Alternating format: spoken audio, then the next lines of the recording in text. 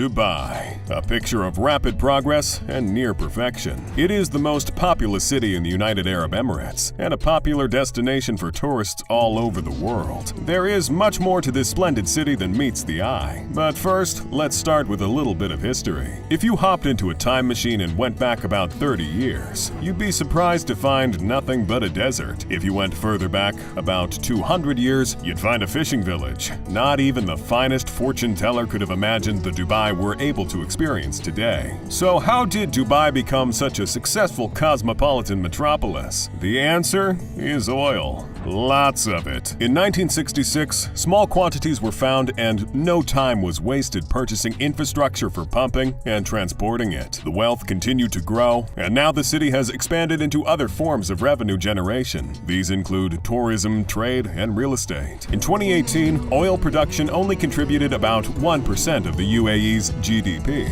The evidence of this wealth is everywhere, but especially in its brilliant skyscrapers. Currently, the tallest building in the world is located in Dubai. The Burj Khalifa is 2,722 feet tall, and inside you can find a hotel, residential suites, corporate suites, observatories, and a few amazing sky lobbies. It is located in the city's most popular tourist hub, so this adds to its value and popularity. Another fascinating building is the Burj Al Arab, a luxurious hotel which is taller than the Eiffel Tower. I think its shape is quite unique, but what's even more interesting is that it is located on a man-made island. To access the building, you have to use a curving bridge, which is attached to the mainland. One night at this 5-star hotel may cost you between $1,000 to $24,000 US. The Jumeirah Emirates Towers are two other creatively shaped buildings, and I can certainly see why the JW Marriott Marquis is famous. Its design depicts a date palm. We can't leave out the Dubai Mall, which some people describe as being bigger than 50 football fields. It's one of the biggest malls in the world, and over 80 million people visit the venue each year. You might be wondering what you can find inside. Well, there's a luxury hotel, an ice skating rink, a cinema, tons of stores, and the Dubai Aquarium and underwater zoo.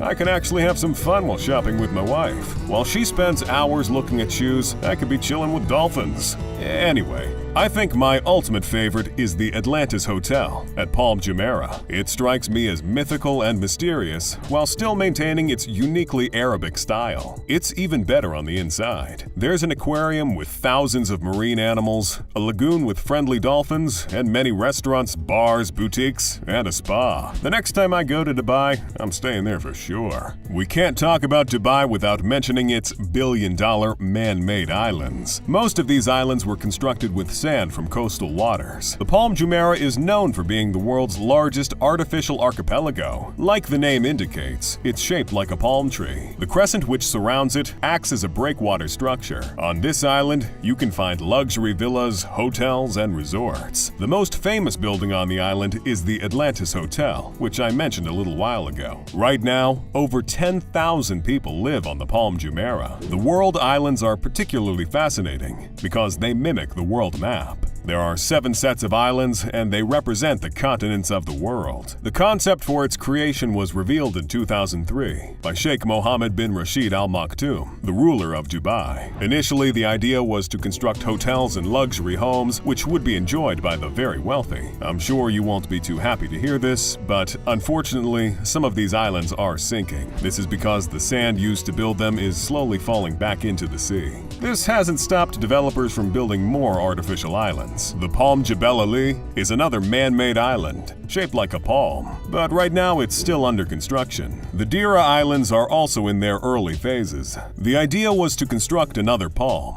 They sure do love palms, huh? But that's on pause for now. Blue Waters Island is also sure to blow your mind, with its hotels, shopping and entertainment venues, and residential buildings. It is most famous for having the world's tallest observation wheel, Ain Dubai, or in English, Dubai Eye. From a pod in this Ferris wheel, one is able to enjoy the stunning views of Dubai, Bugatti Veyron, Ferrari FF, Lamborghini Aventador, and more. If you think these are the neatest looking police cars ever, just wait wait until you hear about the police force. The police force of Dubai prioritizes the safety of residents and tourists. They are also known for being super friendly. On my last trip there, I actually called them to ask if I could take some pictures with their cars, and they agreed. But I'll show you that picture another time. The cars blew my mind, but do you know what else did? The force aspires to be 25% robotic by the year 2030. Yes, you heard me correctly. Robot policemen. I'm eager to see how this turns out. Either way, I don't think these robots will have much work to do, as Dubai has one of the world's lowest violent crime rates. In 2019,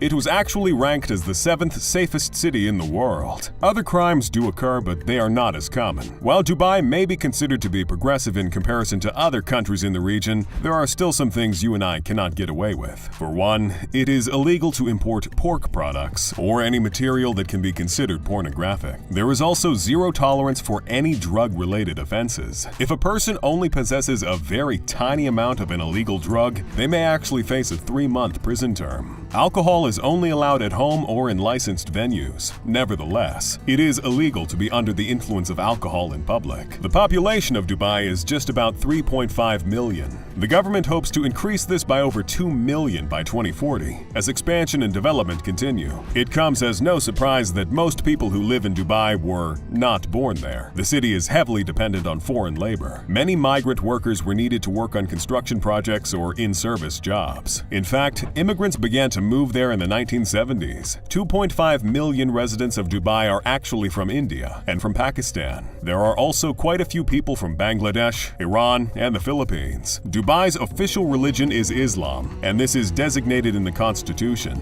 You can find elegant mosques throughout the city. The Jumeirah Mosque is one example. Look at that architecture. A significant majority of the population identifies as Sunni Muslim. This may not come as a surprise, but over 9 million people in the UAE practice Hinduism. Because there are so many migrant workers, the leaders of Dubai are open towards people of different faiths and have even donated land to help them build their places of worship. Non-Muslim groups are free to own their houses of worship and practice their religions freely. There are a plethora of entertainment choices in Dubai. From relaxing at the hotel or walking through the mall, there are tons of other things to enjoy. You might consider taking a stroll near the Dubai Fountain, which is the largest water fountain in the world. There is a spectacular fountain show that occurs several times a day, and at nights, it's illuminated. If you get tired of all the skyscrapers, you can always visit some of the traditional neighborhoods. I recommend a stroll through Dira district. You can find all sorts of things there: jewelry, perfume, and even spices. Or would you prefer to take a romantic journey on a wooden boat? That's exactly what you'd have to do to get to Bur Dubai, which is one of the oldest neighborhoods in the city.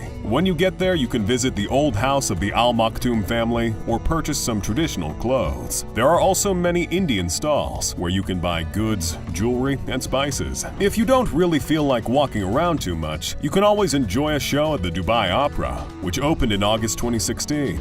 There are a variety of sports to choose from, and these include football, rugby, yacht and motor racing, tennis, golf, and polo. The one I found the most interesting is camel racing. A long time ago, these races only happened during special occasions, like weddings. After a while, it became an outdated tradition. However, the leaders of Dubai worked hard to revive it. They were successful, and now hundreds of camels regularly participate in races, mostly between October and April. The winning camel's owner receives a generous cash prize. The event attracts large crowds, and if you get the opportunity to attend someday, you may even get to take pictures with the camels. I think they really love this sport, because even the Crown Prince of Dubai, Sheikh Hamdan bin Mohammed bin Rashid Al Maktoum, or Fazza, seems to be a big fan as well. How big of a fan, you ask? Well, he once purchased a camel for $2.7 million.